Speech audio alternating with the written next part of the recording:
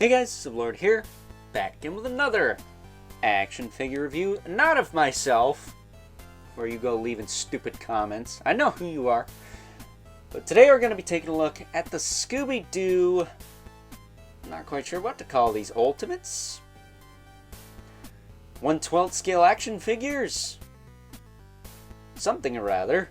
But today we're going to be taking a look at Shaggy Rogers, from the fine folks over at Jada Toys, who I don't get to cover very often on this channel. We've looked at the cereal mascots, the Count Chocula, Frankenberry, and Boo Berry figures before. We've also taken a look at the Chester Cheetah figure. I want to get Tony the Tiger, but I haven't broken down and picked him up yet. But today we're looking at Shaggy Rogers, because A, it's Halloween-y season. Makes friggin' sense to be talking about Scooby-Doo this time of year. And B, I have been waiting and waiting and waiting for oh so very long for somebody to make a 6-inch articulated Scooby-Doo line. Almost as long as Gargoyles. And while we got that, NECA sucks and canceled that so boo-hoo, I guess. Mostly for me, because I wanted frickin' cold stuff. Hopefully Jada Toys doesn't do that here, because Scooby-Doo, I would like to believe, is way more popular than Gargoyles, so they're going to sell more units on that math alone. But also, Jada Toys, I think, just makes better stuff than a lot of toy companies nowadays, which is surprising, because I remember when they used to just make the little nano figs I'd buy at Walmart for 97 cents. Now they're making stuff like this.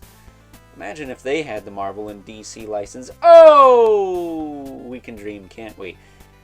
Before we get too far ahead of ourselves with fantasies, it's probably all they're ever going to be, why don't we cut right to the chase and get into the meat and taters of this review and take a look-see at all Mr. Rogers has to offer in terms of accessories, starting off with a pair of alternate open hands. Get a hold of them here. Right there. They're just open hands. Nothing crazy. We also get a screaming head, which, not for nothing, this makes sense for like Scooby-Doo on Zombie Island, but when it comes to figures, I kind of want the Where Are You looks more, and I would have preferred if good old Norville here had his crazy spiky hair. When he gets scared, his hair would get all spiky and jump up like that. And yes, his real name is Norville. Don't blame me. We also get one of the most quintessential Scooby-Doo artifacts, the Scooby Snacks box, as well as the Scooby Snack that you can actually place in the box or in the hand, and it will actually stay in his hand. I don't know what kind of black magic sorcery Jada's cooking over there, but thank goodness this is not easy to lose when you have it in the hand. It's easy to lose right now because I don't have it in squat, but that's all you get for accessories. For 30 bucks, it's a little light in terms of accessories. Now let's take a look at the articulation, which is what 90% of the human race cares about, apparently. Not this guy. But as far as articulation goes, his head is on a ball joint, and then his neck is on a hinge. It will move back and forth, so you can shift like a pile driver. Or if you have him in a lowrider, he can go break down. But I will tell you, this neck is an elongated disc and hinge. It is not a hinge swivel in the base of the neck, although it could have been, maybe. I'm kind of glad they didn't put that in there. So it is a disc and a hinge in the sense that it does lean forward, so you can get him in the iconic Shaggy Rogers kind of slouch, but that is all you're gonna do. Alright, you're not gonna twist at the neck. Now as far as shoulders go, you can go out that far. You can rotate it around if you want them a little higher. Oh, actually, Oh, you can push it a little more. His torso's soft, that kind of helps.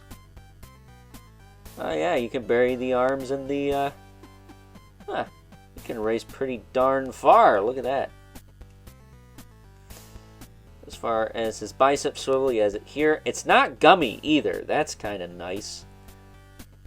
He does also have full bend in the elbow. You get a little more if you do it this way, I guess, but the sleeves are ultimately going to get in the way, that's fine. He's got hinge swivel wrists, not really grip hands, so nothing to complain about there. Diaphragm joint, it moves this far forward, moves this far back, and I know I reversed that, so it moves this far forward and this far back. Stupid, I need to go to sleep. It can twist, it can tilt really far that way, really far that way. And for those of you wondering, what kind of magic is this? It's just ball pegs, man. Hasbro just don't know how to do that right. And unfortunately, most of you dingalings buy too much of their crap. But at any rate, his waist is on a ball joint. Move around. You can bend it back, bend it forward. You can tilt side to side really well. His shirt is slit up the side so you can get more range. But I kind of wish that wasn't there. I don't know. I would have rather the shirt was just a solid piece because I think it would have stretched enough to get you the range. But that's just me. His hips will kick out to the side about this far. Back down. Forward all the freaking way. No drop downs. He's got a thigh cut. Double jointed knee.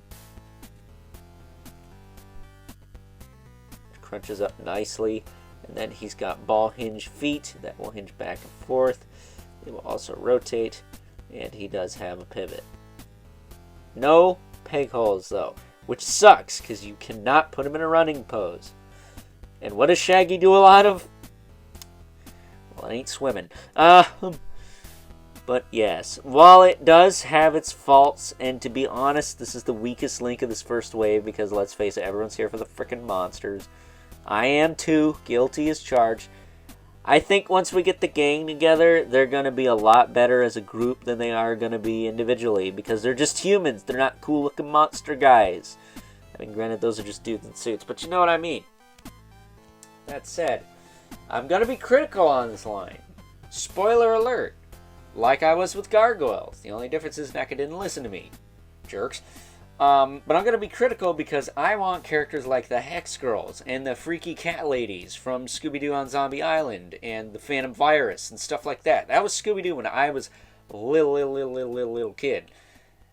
If we're going to get the stupid fish man from the Scrappy-Doo show, which last I checked nobody liked that little freak, I think we should get the Hex Girls. At the very least, the main Hex Girl, Thorn, who on a scale of 1 to 10 is freaking bossing. So, with that being said, it's time now that we move right along and take a look at some size comparisons. First up, here's good old Shaggy Rogers alongside the other two figures available in Wave 1 of the Scooby-Doo figures from fine folks over at Jada Toys. We have Ankh the Mummy, who's a brick house, if I'm being honest with you. Look how tall he is compared to the other two. Granted, I have the other guy, the Creeper, spoiler alert, quite possibly my favorite of the wave, in his hunched pose. Because here's the deal. If you're not going to pose the Creeper like that, you're doing it wrong. But at any rate, Ankh the Mummy's the tallest, Shaggy's second tallest, and Creeper's the shortest because, well, he's the freaking Creeper and he's supposed to be that way. You could stand him up straight, but it's not what it's supposed to look like. Getting these two out of here.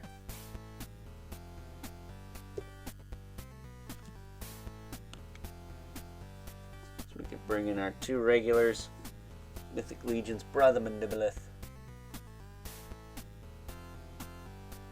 And the infamous 11 Spawn.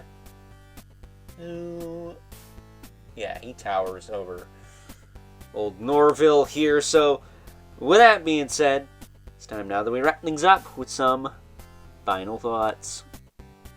Overall, and as much as it pains me to say this, good old Shaggy Rogers here appears to be the weakest link in this Scooby-Doo action figure line thus far. And I can't help but feel that that's going to be the case for most of Mystery Incorporated, with the exception of Scooby himself, maybe.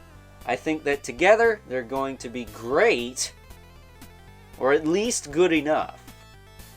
But on their own, they're going to fall short compared to the monsters, which seems to be the general consensus with Scooby-Doo in general. People love the monsters.